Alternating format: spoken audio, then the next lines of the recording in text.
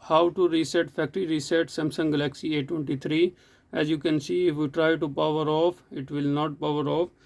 So how to do, just press the volume down and then power button, hold the power button, and before that you have to put the cable, charger cable you can put, no problem, and just keep pressing volume down and power button,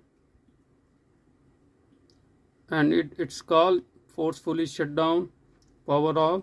So you will see now volume up and power button, and when you see the Samsung logo you have to release the power button and keep pressing volume up button.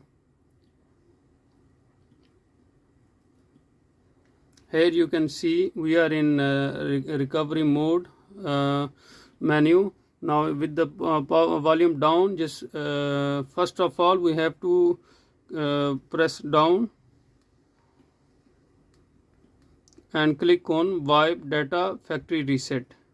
Click on that with the power button and then click on factory data reset with the volume down and press power button, and here you see it is resetted. Now just simply click on reboot system now, and that's it. That's all for now. Thank you for watching, and don't forget to subscribe our channel.